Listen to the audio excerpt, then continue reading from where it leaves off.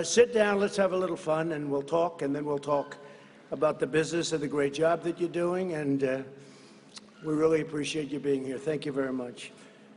I'm honored. In the heart of the Lehigh Valley, now, just so you know, I have a brother who is a great brother, passed away a long time ago, Fred, and he went to Lehigh University. I've been up here many times, actually, and I gave a commencement address years ago at Lehigh University. It's a great school. But whenever I think of this area, I think about my brother. But I really am honored to the extraordinary workers of Allentown, Pennsylvania. Every day you prove that American workers are truly the best in the world, and that's what they are. And we're showing that now. We're starting to make more and more product in the United States. I was with some of your representatives, associates they call themselves. I don't know. I assume if they're associates, you're making the same money. I hope so. They call themselves associates. Sounds nice, right? More and more I see that. But it's good, and they're good, and they're doing a great job, frankly. But they're talking about so much of the product now is made in the USA, whereas in the past it wasn't. It wasn't. But they were talking about 90%, 80 to 90% is made of what you distribute is now made in the USA, and that's taken a long while for us to get it. I started that right from the beginning. It's probably one of the major reasons that I'm here. It's called America First. We want America first. We love the world. We want America first. Today we're announcing a groundbreaking initiative to replenish and modernize our strategic national stockpile. The cupboards were bare. You've heard me say it a lot. When we came into this administration, those cupboards were bare.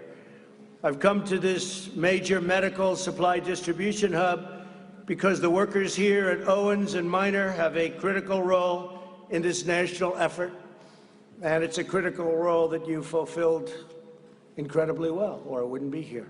I would have found someplace else. And thank you for those beautiful hats. I appreciate it. Thank you. Thank you very much. From the moment this terrible virus reached our shores, each of you has worked relentlessly to get the vital supplies to our healthcare warriors. And they are warriors, aren't they, when you see them going into those hospitals and they're putting the stuff that you deliver, but they're wrapping themselves and the doors are opening and they're going through the doors and they're not even ready to go through those doors. They probably shouldn't. But they can't get there fast enough, and they're running into death just like soldiers run into bullets, in a true sense. I see that with the doctors and the nurses and so many of the people that go into those hospitals. It's incredible to see. It's a beautiful thing to see, but I really call them warriors. We're all warriors. Everyone in our country is a warrior.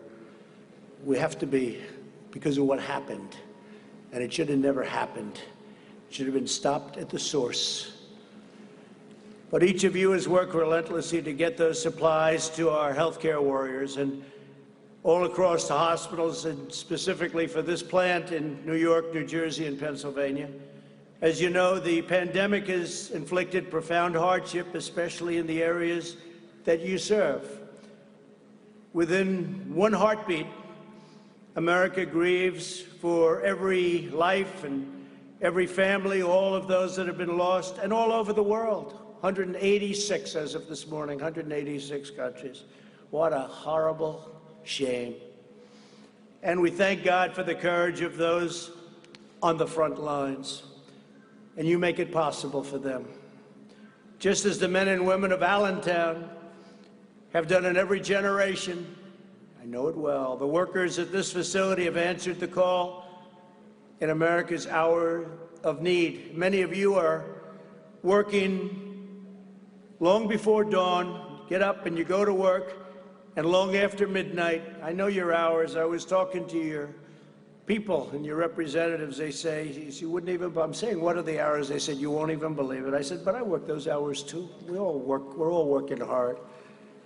You're driving forklifts, staging pallets, packing, picking, loading, and shipping all sorts of things all over these primarily 3 states. Since February, you have deployed an amazing 1.75 million N95 respirators, and you make them now yourselves. 3.4 million gowns, 80 million gloves, and much more. And on behalf of our nation, I want to thank you because you're making America proud. We really do. We thank you very much. Thank you all. Thank you.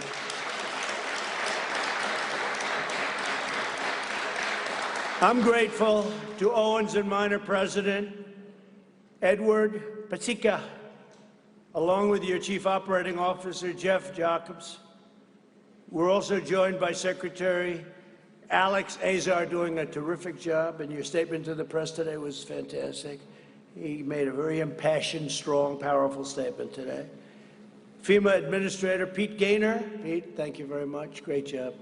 Fantastic job. You're dealing directly, and you and Admiral John Polovchek. Where's the Admiral? Admiral, great job. Thank you very much. Are they doing a good job here, Admiral? Huh? Good. When the Admiral says yes, that means you're doing a good job. And the CEO of the U.S. International Development Finance Corporation, Adam Bowler. Thank you, Adam. Fantastic. Every incredible worker here today is part of the greatest mobilization of American society since World War II. You know that, right? We've done things with generators and ventilators and so many different things. We're making products that nobody ever thought would ever need in any mass form. Ventilators is the biggest thing. We made plenty of ventilators, which was very little in the country because most hospitals didn't need very many.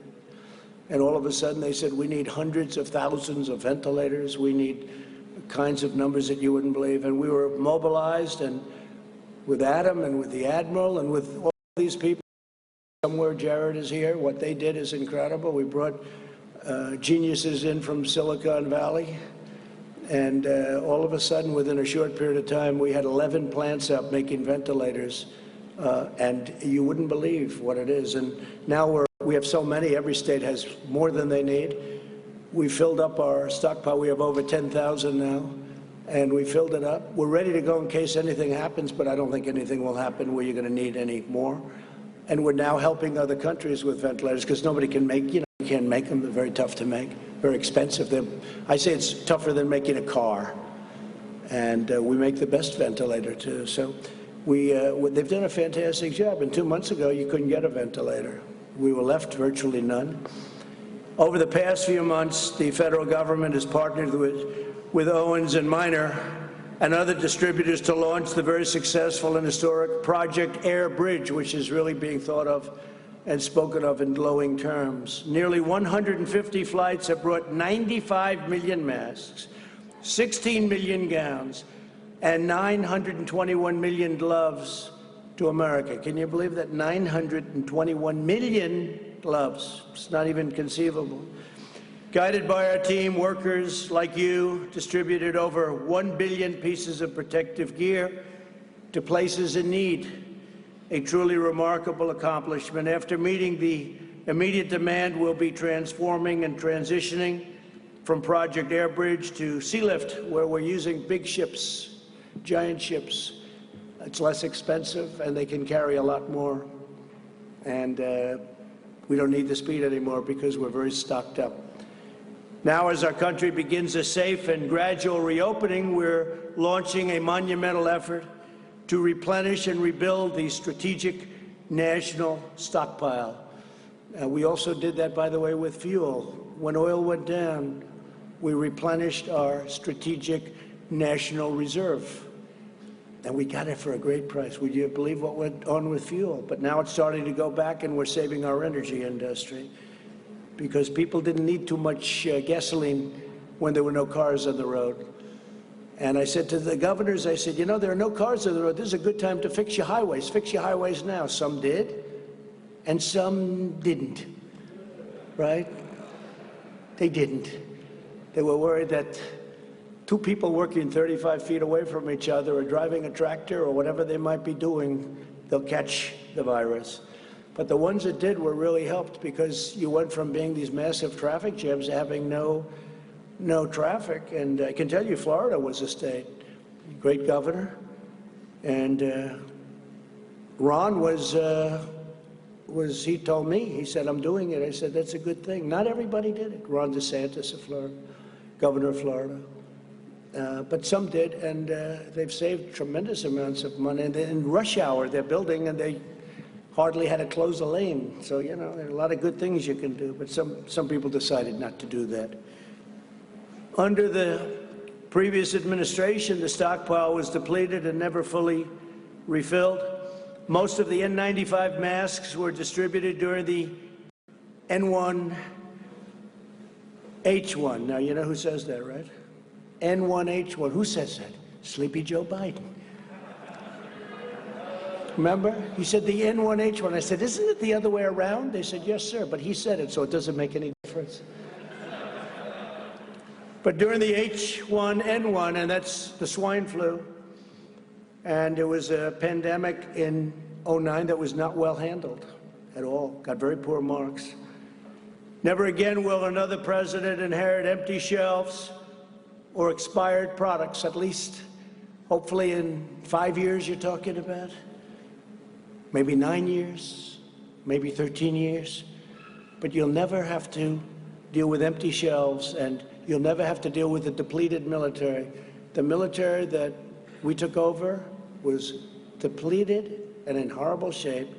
We've now spent $1.5 trillion rebuilding our military. We have the strongest military we've ever had, by far. And this is a good time to have it, too. And all of the product was built in the USA.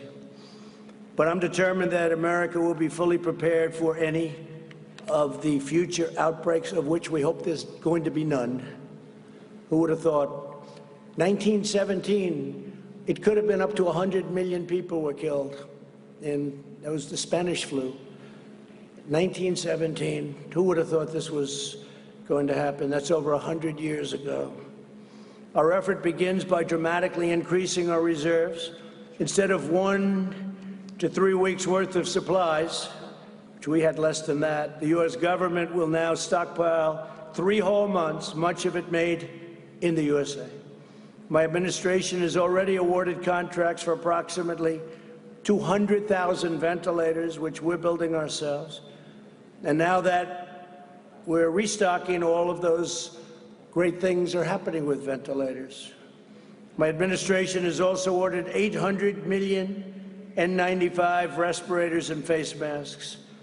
Face masks also we're making here. Last week I was at Honeywell, great company, high-tech company, and they're making masks. And they're making face masks. They're making a lot of different things that 3 months ago they never even thought about. They've geared up. It's incredible what some of the companies have been able to do. You've seen that, what Honeywell has done, an incredible job they've done. But many of them are manufactured by Owens and Minor. Many of the things that we're doing and delivering happily to places that were not able to get it, done by Owens and Minor. Thanks to a major investment in Del Rio, Texas, your company plans to produce an astounding 20 million N95 masks per month. That's more than you do here. I don't know. You're going to take that? I don't think so. That won't last long, right? But think of that, 20 million N95 masks per month, and that's going to be very shortly. Next, my administration is taking action to modernize the stockpiles during this crisis. Admiral Polovchek and his team built a cutting-edge system that allows the federal government to integrate seamlessly with our nation's largest distributors to procure, produce, and deliver astonishing quantities of supplies where they're needed the most. We have an incredible system. Hope we're not going to need it, but it's there, right? Well, it's there. It's there like nobody would even believe. And the press doesn't ever talk about it. They don't want to talk about it. There they are right there. They don't want to talk about it. They are a disaster. But that's okay. The people understand, and that's all that really matters when you get right down to it.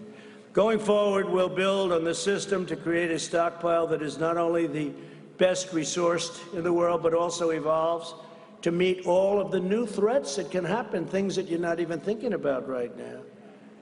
We'll continue to partner with American industry and distributors like you to help manage and rotate our vastly expanded inventory. The final step in rebuilding the stockpile is to bring critical manufacturing permanently back to America. Wouldn't that be nice, right? We're doing it, and we've been doing it. My goal is to produce everything America needs for ourselves and then export to the world, and that includes medicines. It's very important. Too reliant on other countries. And I've been saying that for a long time, long before I became elected president, right? He knows. He's been hearing it. To this end, earlier today, I signed an executive order, just signed it, invoking the Defense Production Act to grant new authority to the U.S. International Development Finance Corporation, just a little while on the plane. This federal agency normally invests in economic development projects in other countries. I said, how about investing in our country? We invest in other countries. Globalists, you know what a globalist is? They want the globe to do well, but they don't care about us. Now, we want everybody to do well, but we have to take care of America first. It's got to be America first. And you know what? Other countries say their country first. Why wouldn't they do that? But we didn't do that. We had a bunch of globalists. They didn't know what the hell they were doing. But under my order, it will now also invest in our country, helping to bring vital factories, pharmaceutical producers, and most importantly, jobs back home where they belong. Now, we had the greatest economy in the world. We had the best job numbers we've ever had. We had almost 160 million people working. We were never even close to that. The best unemployment numbers we've ever had. African American, Asian American, Hispanic American had the best job numbers in history, in the history of our country. They never did so well. Best income numbers, best stock market numbers, 401k numbers. The good part is the stock markets, because we know what we're doing. The stock market's ready to move. Never went down like a lot of people said, wow, it's at 23, 24,000. It was 29,000. It never went down like people would have assumed, because they know what's happening. They know, smart people, a lot of smart people, they know what's going to happen. We're going to have an amazing next year, one of our best. But we had the greatest year ever, and then we had to turn it off, artificially induced. We had to turn it off.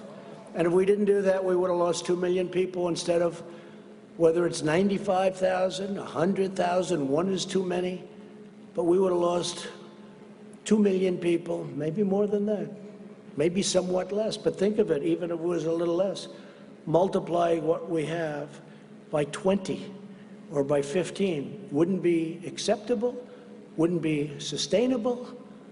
People would have said, what's going on over here? Multiply as bad as you've seen it. And you know, you can say what you want about the flu, but I've never lost anybody to the flu that I know. I mean, I've had people, friends, they have the flu, sick, they don't feel good. And you call up, how you doing? You know, 3 days, 2 days, a week later, they're fine. Nobody ever said they died. But I've lost 5 people that I know. 2 people were very good friends of mine. And you call up 2 days later, how are they doing? Sir, they're in a coma.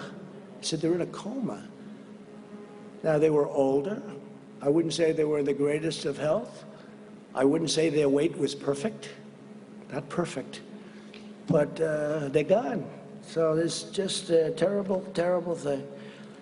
In my administration, we believe in 2 beautiful rules: buy American and hire American. This afternoon, I also have great news on testing. You know, we've been doing testing at a level that nobody's ever done it before. We cannot get the press to write about it or write fairly about it. And nobody has ever done. We've done double what anyone else. If you add up all of the countries in the world, we've done more testing than all of the countries in the world added up together. Nobody's ever done anything like that. And we have the best test. We have tested 2 months ago, didn't even exist. Our great companies came up with things, Abbott Laboratories and so many others. They came up with things at Roche. They came up with things that nobody even believes. So we have the best testing in the world. It could be the testing's, frankly, overrated. Maybe it is overrated. But whatever they start yelling, we want more, we want more. You know, they always say, we want more, because they don't want to give you credit. Then we do more, and they say, we want more. But we have the greatest testing in the world. But what we want is we want to get rid of this thing. That's what we want. We want to get rid of this thing. This afternoon, I also have great news on that testing. America has now conducted its 10 millionth test. That's as of yesterday afternoon. 10 million tests we gave. 10 million. And CVS has just committed to establish up to 1,000 new coronavirus testing sites by the end of this month.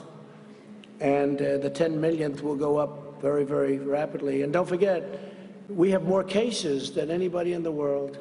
But why? Because we do more testing. When you test, you have a case. When you test, you find something is wrong with people. If we didn't do any testing, we would have very few cases.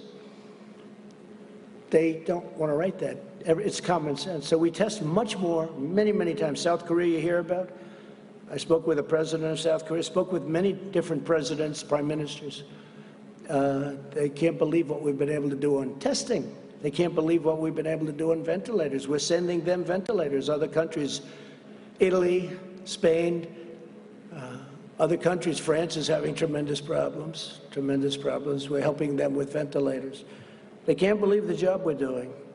And it's not me, it's the people, all of these people, but it's the people that are doing it, and they have to be given the proper credit for what they've done, because what they did is a miracle. No other country in the world has done what we've done. And they feel very free now to call us because they need help, especially with the ventilators, because that's hard. That's not a cotton swab. That's a very hard thing, very, very hard thing to produce. Joining us today are a few of the workers who have kept our hospitals supplied through this crisis and take part in a great, great rebuilding that's going forward. I say it's the transition to greatness. The transition is the third quarter.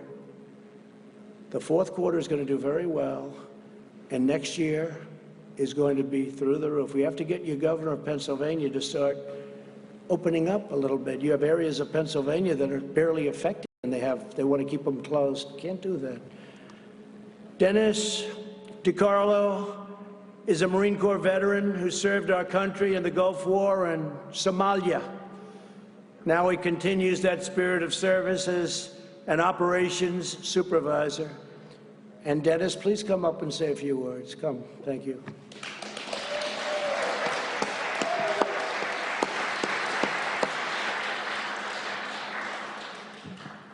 Thanks, Dennis. Thank you, Mr. President. I want to first start by saying thank you to all my teammates out there. We've had a lot of blood, sweat, and tears, and I want to say thank you to you guys. You guys are the ones that did this, so thank you. I know we're in a crisis situation with our country, and people have asked me how it's changed. For us, it's almost with little modifications. It's day-to-day business for us as dealing with the medical supplies. But I feel the one emphasis is on the seriousness.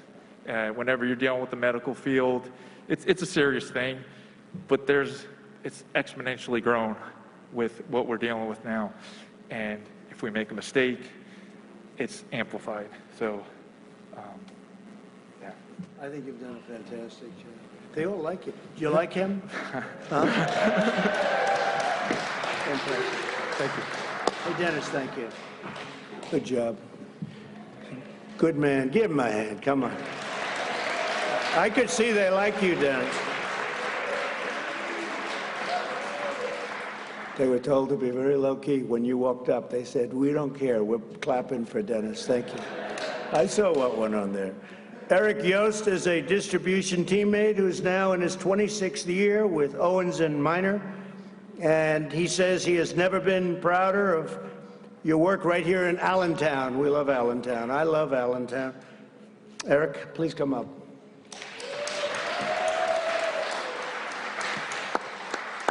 Thank you, sir. Thank you. Wow, wait a minute, I'm like short. Okay, sorry about that.